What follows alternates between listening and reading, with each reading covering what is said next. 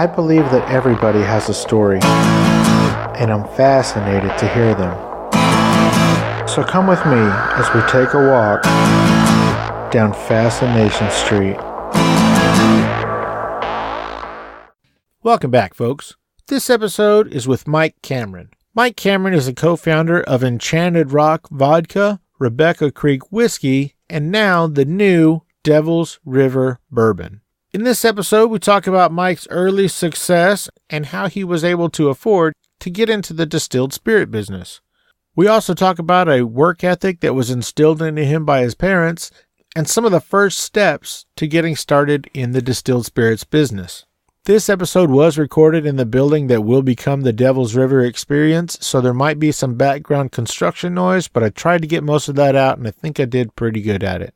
Enjoy, guys. This is part 1 of my interview with the founder of Devil's River Bourbon, Mike Cameron.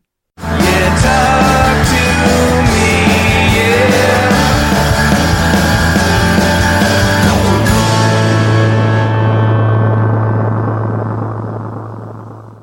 So, are you ready to start? Yeah, absolutely. We got to get our whiskey poured though. Wow, that's perfect. That's we're gonna be here a while, a good lunch right? pour. Yeah, right. So my mom was actually born in Louisville. Really? And she grew up next to Tom Cruise's dad. I was about to say, so was Tom Cruise. That's really funny. Next door neighbors. And I think their name is Mapother. Maypother. Maypother. Good memory. Yeah. So they kind of like hung out, if you know what I mean, not in a sexual way, but just like kind of kissing neighbors. You got kissing neighbors. Kissing neighbors. And yeah, I'm like, Mom, why didn't you pursue him more? I could have been Tom Cruise, you know. That's what. Hey, dude, there's still time. He's dead, actually. Tom Cruise is dead? No, his dad. His dad passed away. No, I meant there's still time for you to be Tom Cruise. Oh no, I'm past that. All right. Cheers. All right. Welcome to Fascination Street, Mike Cameron. Thank you. Of Devil's River Bourbon Whiskey. Thank you so much for taking the time. I appreciate it. Happy to be here. All right. So first, Mike, we're going to get to know a little bit about your background and what led you to where we're sitting right now. So where are you born and raised? Born in Tulsa, Oklahoma. Dad was in the oil business and moved back and forth between Tulsa and Houston about 4 times growing up. Ended up finally in Houston. He retired with the old Gulf Oil, if you remember Gulf Oil. Yeah. Then I moved to San Antonio. I've been here for about 22 years. So you moved as an adult to San Antonio? I did, yeah. Okay. What did your dad do in the oil business? Was he a landman? He wasn't. He was a VP of exploration and production, traveled all over the world, and had a great job and a great career. I look back on and his work ethic was incredible because he went to work all day long, and then he went to law school at night with 3 boys. And he passed the bar exam and became it wasn't that he was going to be a practicing lawyer, but it helped him advance within the company to have that legal background. And so he moved up quickly through the company over the years, was with them for about 30 years.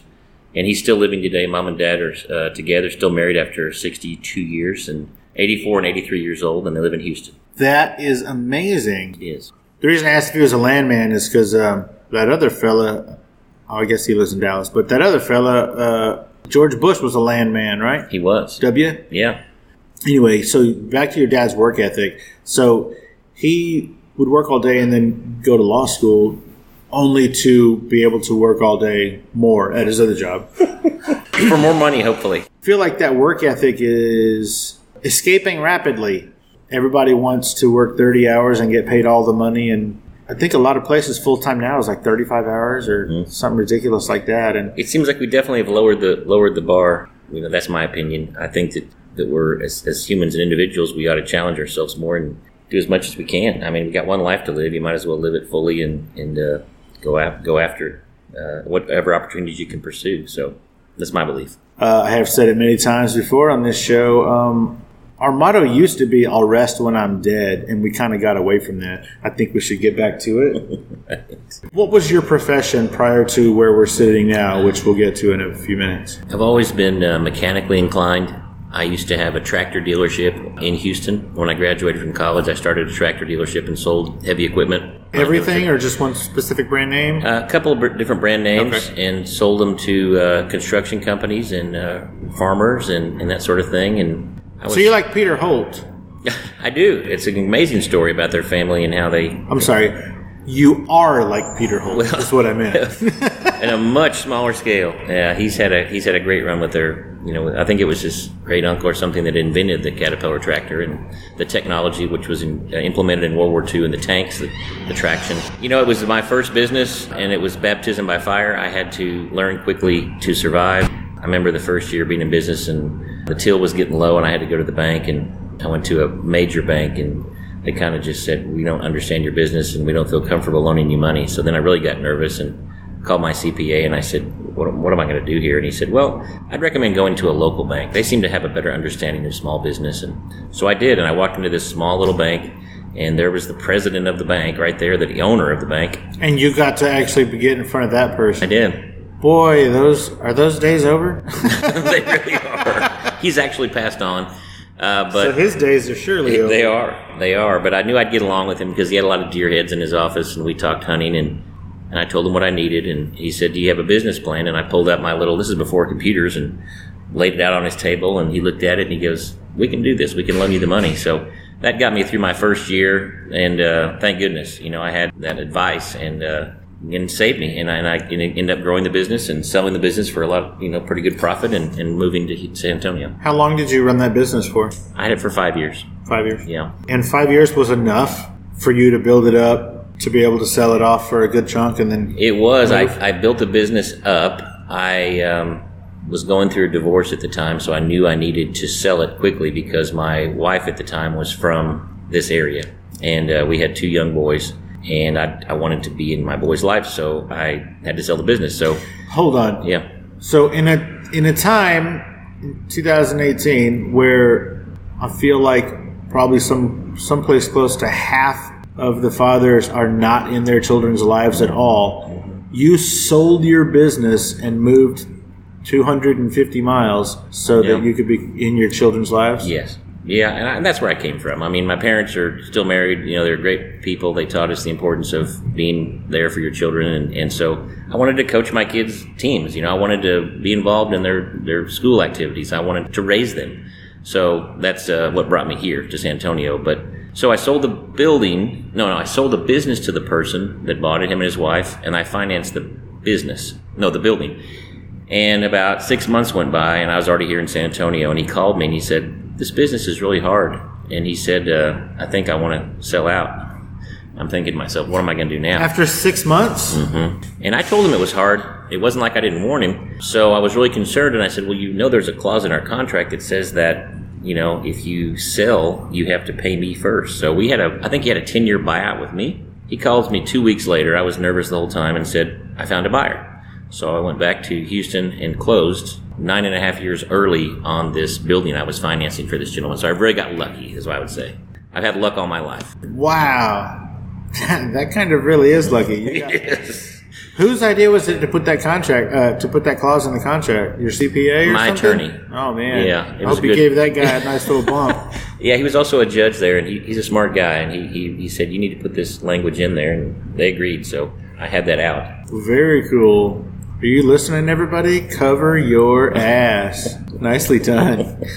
Okay, so then you came here to San Antonio, and I guess you're Mr. Moneybags now. You got all this money falling out of your pockets. Did I mention I went through a divorce? Yeah, that's right. So what did you do when you got here? You were way too young to retire, so I'm assuming you didn't. It was. The first 6 months, I just traveled with my boys.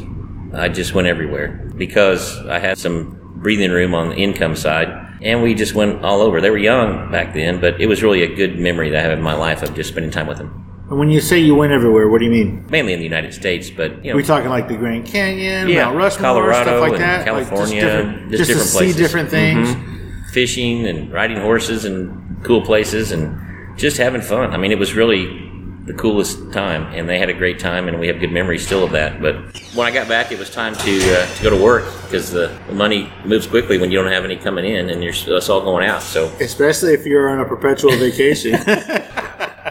So I don't regret that time. It was really important that I had that, and it gave me a good time to catch up with my boys. And I was continuing to be in the equipment industry. I always had a mechanical background. When you say in the industry, do you mean selling? Selling. Here in San Antonio? In San Antonio, yeah. I had a territory that was all of Texas and all of New Mexico. And I traveled those two states selling to mainly rural farmers, construction equipment and agriculture equipment.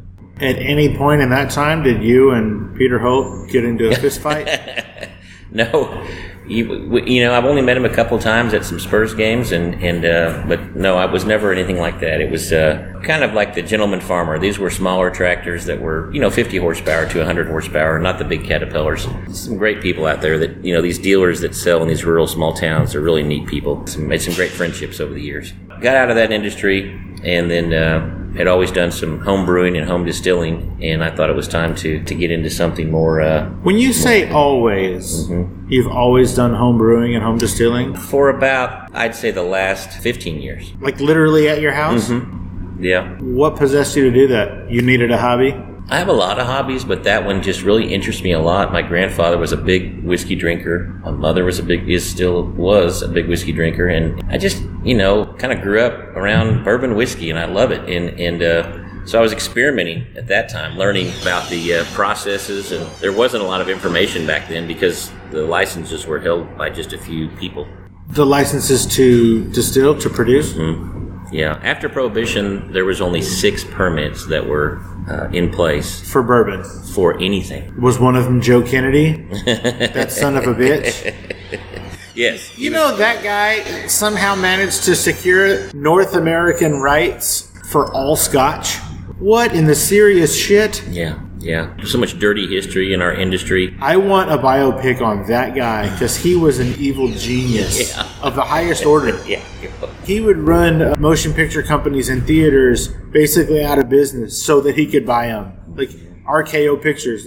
Oh, that guy. He's the devil. He's the real devil. It's fascinating when you look back at the government trying to get involved and control this industry. It's just like they've tried to control the cannabis industry and everything else. The spirits industry was legal, for many years, and you look at how it became that this even got voted into law to outlaw alcohol. It's amazing how it happened. The history of Prohibition stems a lot from Texas, and a lot of people don't realize that. How so? Well, there was a U.S. senator from Texas named Morris Shepard. He was a strong proponent for Prohibition. He basically drafted the language for the Volstead Act and really pushed it at a federal level to get it passed. There was a lot of, in this particular town. What stick was up his ass?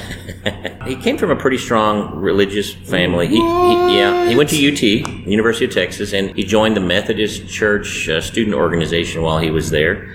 And it had a big influence on him, and he just felt like it was wrong to drink. The interesting thing about Morris Shepard and the fact that he was so vocal and so instrumental in getting this law passed, during Prohibition here in Texas, they discovered a 180-gallon still on his property during Prohibition. So there's a lot of corruption. Can I guess that he was rich?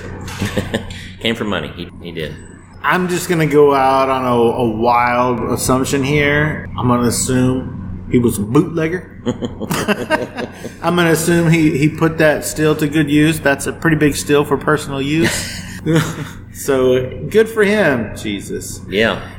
And the other thing that's significant is that specifically in this town, downtown San Antonio, there was the original red light district. A lot of people don't realize the term red light came from San Antonio. There was a lot of engineers that would come through, your train engineers, and they'd have their red light that was on front of their trains, and they would go put that on the porch of a Lady of the Night's porch to let their buddies know, hey, I'm right here, I'll be back after a while. And that was the sign that they sent them. But the red light district was original one was in San Antonio. It's a very wild place. It was kind of like the cultures of the East and the Wild West merging right here in San Antonio. Another area of town we had was called the Sporting Society, and it was a part of San Antonio, downtown specifically, that City Council approved. The San Antonio City Council approved for legal prostitution. And so there was a lot of debauchery and drinking and carrying on with carousing with women, and the wives, frankly, were sick of it. They were sick. Yeah, they didn't like it. They didn't think it was cool. We'll get right on out of town. They worked with Carrie Nation, the original hatchet holder, and formed the temperance movement. And as a result, they worked with Morris Shepard and women nothing against women, but women at that period were very instrumental in helping get Prohibition passed in this country. And it started a lot of it from Texas. I really feel like since the women had no power, they were just looking for a place to find some. Mm-hmm. I mean, hats off to them for literally, they were probably the groundbreaking, getting the momentum going for, I guess, equal rights for women. So, I mean, yeah, it sort of manifested a little bit in an odd way, but, good for them for stepping up and doing something about their particular plight. At the time, absolutely. It was probably a very appropriate, and you hear the stories. There was actually, out in public, like right here by the door, there would be a stack of a little booklet called the Blue Book, and it was all of that's where you find out how much your car is worth. It was all the ladies of the night that were available, had their phone numbers, which back then were 3 digits. Is that why they're called blue movies and blue laws and all that shit? I don't know. There could be. It could be. Interesting. Kids, blue movies are what they used to call X-rated films back in the probably 60s, 70s, not and 80s. Smurf movies. Not Smurf movies. So another famous Texan was a lady by the name of, her name was Texas Guinan, Guinan. She's from Waco, Texas. Guinan? Uh-huh. Okay. She's from Waco? She was from Waco. And right at the beginning of Prohibition, she was a vaudeville star, and she was a dancer and singer. She moved to New York to try to get into that world. Didn't have a very good success, but what she did have success with was being the largest speakeasy owner in all of New York. She owned about 6 or 7 different speakeasies in and around New York. The 300 Club was her most famous. Did Dolly Parton play her in a movie? No, that would have been the best little whorehouse in Texas. Different. So this lady from Waco had the best little whorehouse in New York? That's right. And it was more of a speakeasy. She was more of a dancer, and she was good friends with Mae West. Come up and see me sometime, and hello suckers. Those terms were all coined from her. So she would always have a lot of beautiful dancing girls in her clubs, and the businessmen of New York at the time would come into these places. It was a cool place for these guys to go and relax and drink and hang out with women, and it was all forbidden because it was illegal to have alcohol back then. So, and she made a fortune. This was during Prohibition? During Prohibition. This was the mid-20s or 30s or something? Okay. All through the 20s and an early part of the 30s, and about 2 months before Prohibition was repealed. Which was?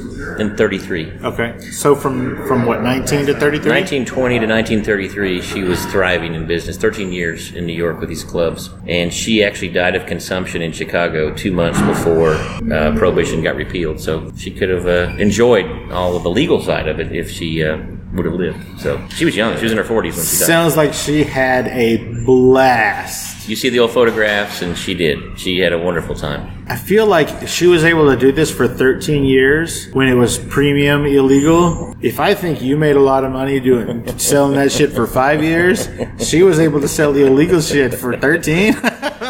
Woo! And what was funny was that she got approached by the police all the time, but she was probably, greasing the palms of, police officers, and she would get audited constantly, but she was able to keep her... Audited by the IRS? By the IRS, by local sheriffs, police, but she was able to keep going. She somehow just maintained it. Somehow. Yeah. Somehow. There's a way. Yes. I think that there are still today people whose entire job it is to bring down, I guess, houses of ill repute. Mm-hmm. And the way that they have to ensnare them is to actually avail themselves of the services rendered.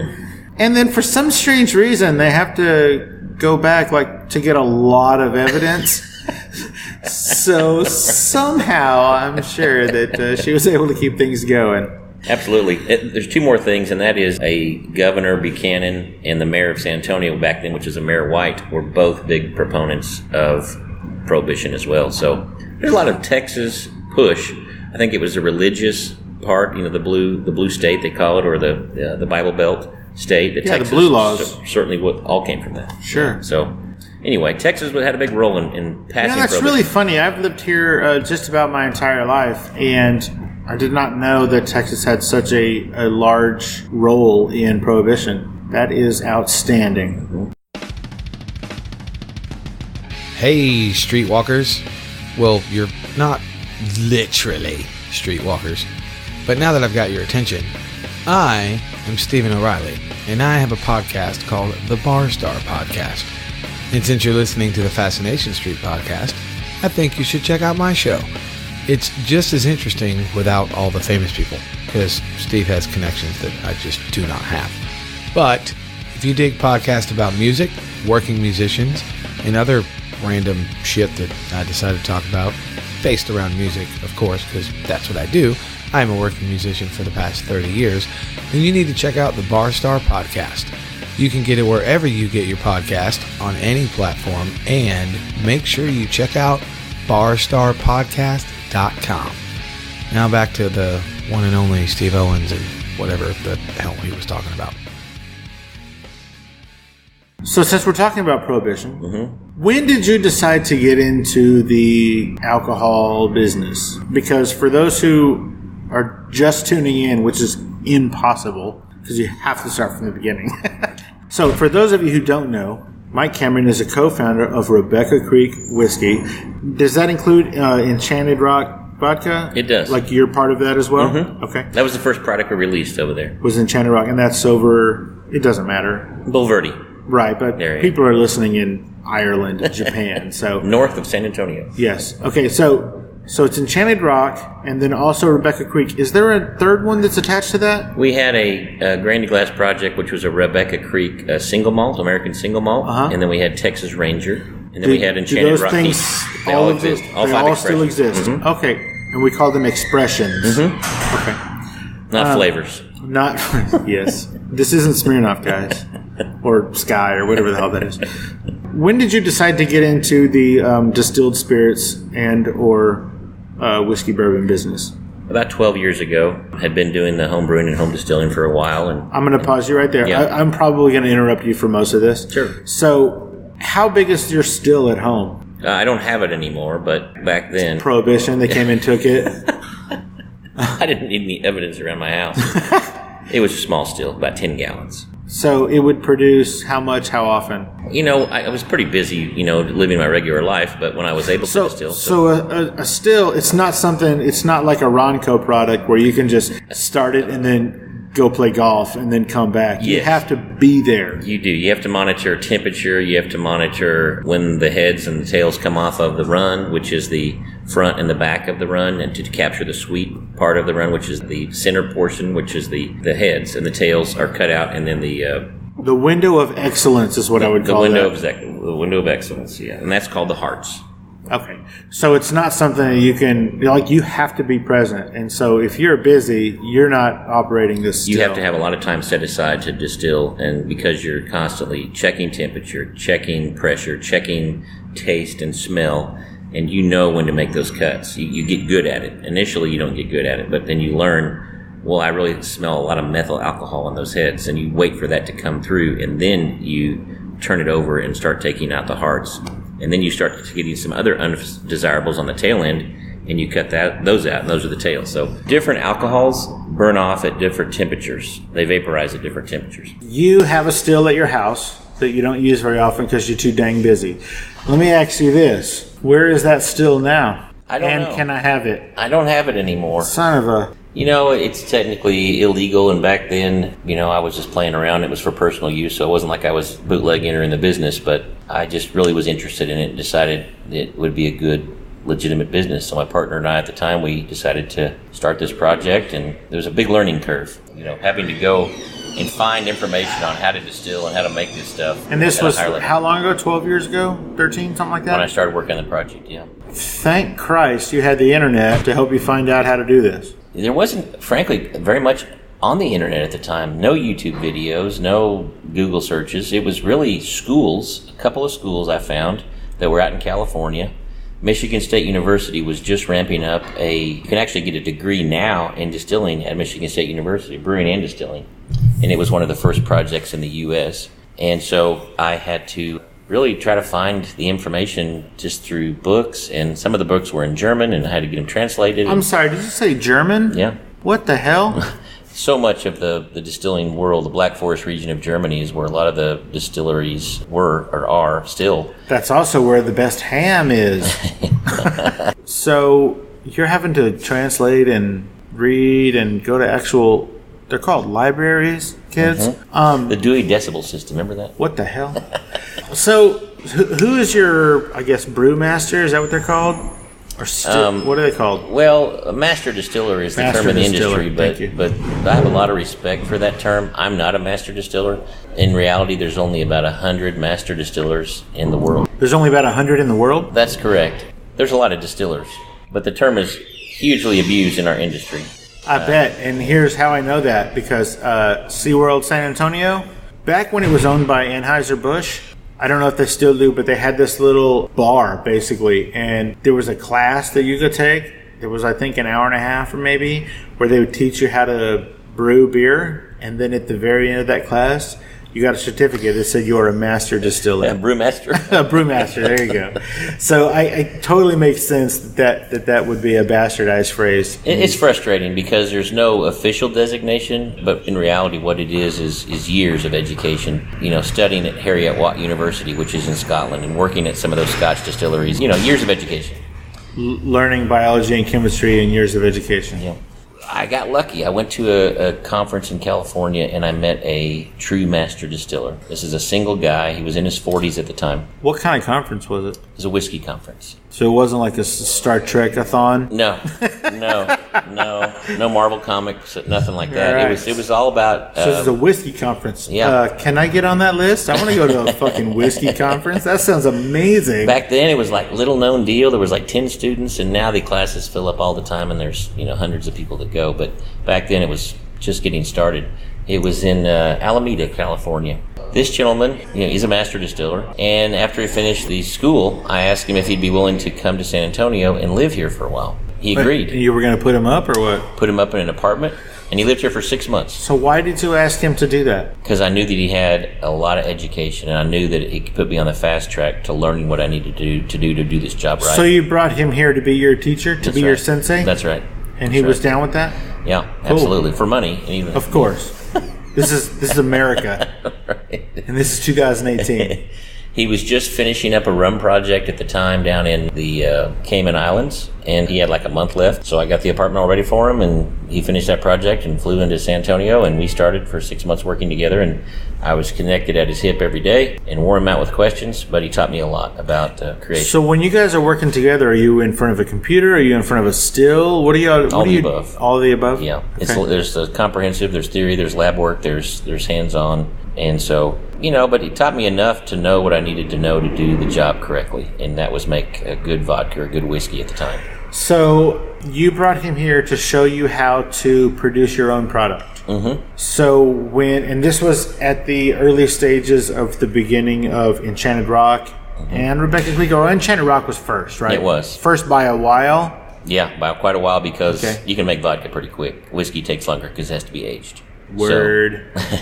So the vodka... I'm still waiting on my barrel of Maker's Mark to be ready for them to call me for me to go get some. So I understand it takes some time. So you basically brought this guy to show you the distilling process. Mm-hmm. And more of a higher professional level, not a small tinker in his house, but someone that proper education. Sure. They could manage an actual real giant still. That's right. Okay. And at this time, you had a still, I'm sure. And did you already have that piece of property out there in Bulverde or wherever it is? Yeah. Is it in Bulverde? It's just south of Bulverde. It's in San Antonio, technically, but it's on Bulverde Road. Okay. So you had the still, you had the warehouse, and so you're going in, and that's your lab. Mm-hmm. You're going in there, and y'all are working on this. Okay, cool. How long did that last? And what is this cat's name? His name is Eric Watson.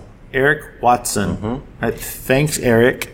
Well done, sir. And Eric still to this day travels around the world and consults and well, I would imagine so. Look how it worked out for him last time. Yeah, he's got a pretty good gig. That's like those fools who just go around designing golf courses. That's what he does. It's the same thing. So 6 months with him, and he left, and I had enough knowledge to do what I needed to do, and that's kind of where most of the education came from, was that, because it was higher level, more commercial application distillation. I'm sure you are familiar with Dan Garrison and those fellows, I know Garrison well. Brothers. Mm-hmm. I was talking to him, not for this show, just I ran into him and I was chatting him up. And I guess they sent somebody to Maker's Mark for, I think it was 2 years, to learn next to that dude or something like that. It sounds like what you did was a little more beneficial, because whoever Dan sent, that guy got all that training. And he can leave or do whatever he wants. I'm sure he's not going to, but you got to keep all that knowledge. And, we know from your father that knowledge is important to your family. Education is important to your family. You have a huge work ethic. So it's kind of cool that you got to keep all that knowledge for yourself.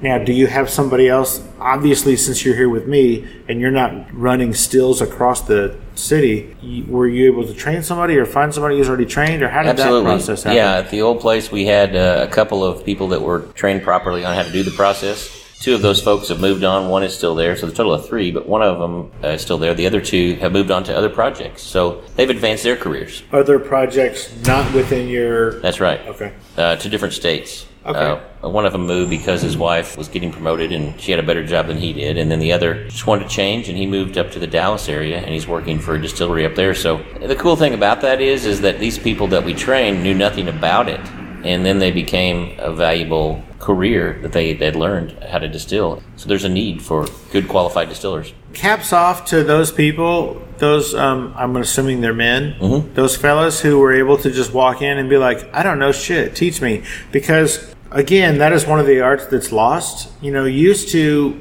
back in the olden days, you would teach somebody as an apprentice how to do something, and then eventually they would go on and do that professionally. They call it like journeyman, right? I mean, Correct. There's all these different pay grades. There was people in every trade, whether it was, masonry or woodworking or you name it, but there's all these different levels.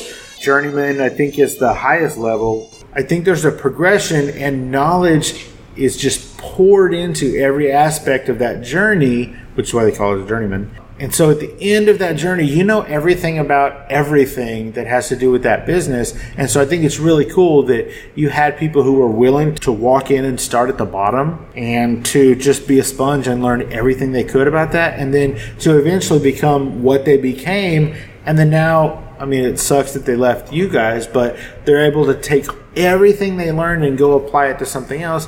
Again, I think that's something that's really kind of lost.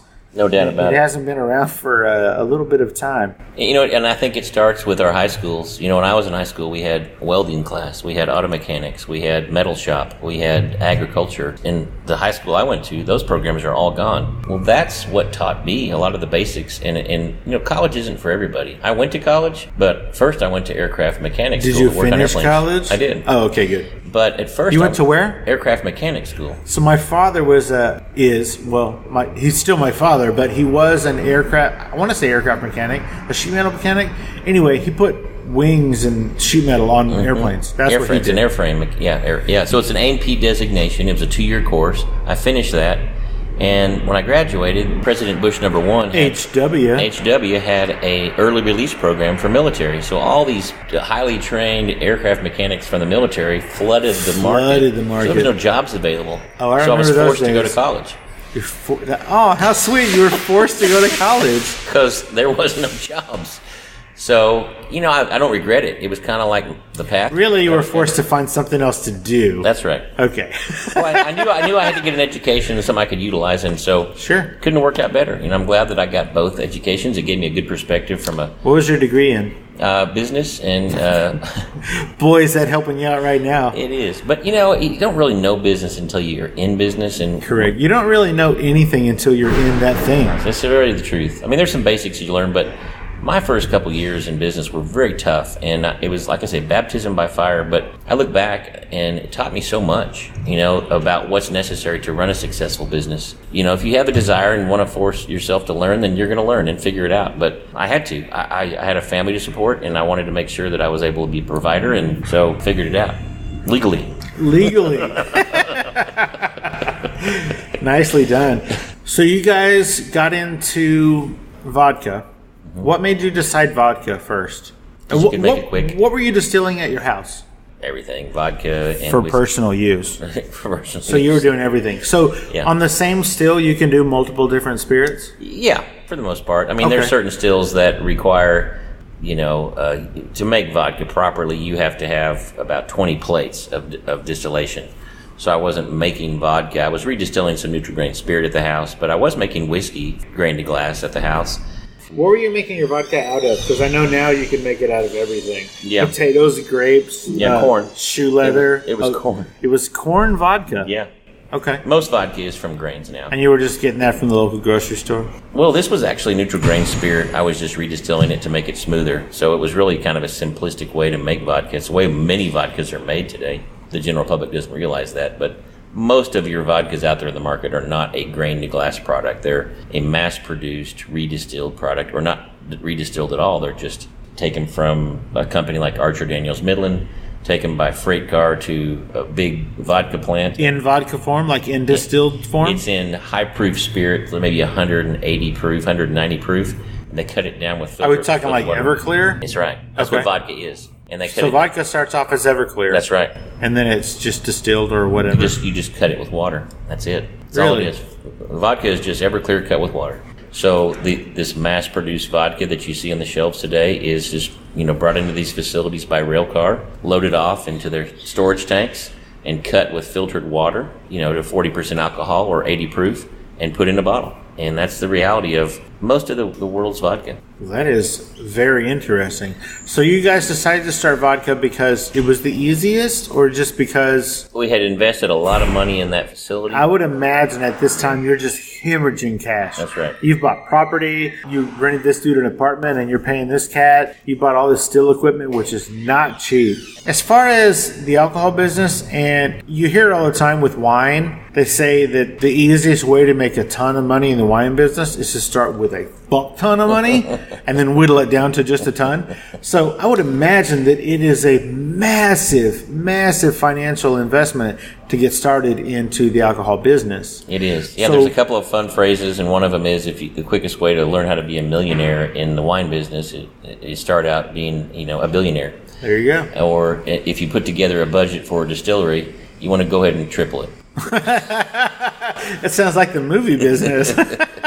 So it is very expensive. And you're right, we had a lot of pressure to perform and get a product out the door at that time. Now, Vodka at this was time, are there any other investors besides you and your partner? I mean, is there like bank loans? Is there no bank loans, but we did have investors, and we all wanted to get something to market quickly. And vodka, start to finish, you can have on the shelf in 8 days. So just like we learned from your forever vacation, when money's not coming in, it sure is going out fast. That's right. So everybody's like, anytime we're ready to start adding pluses to this balance sheet, we're good. So that was the reason, the inspiration for the vodka was we could get to market with it quick. And the vodka industry at that time was very popular.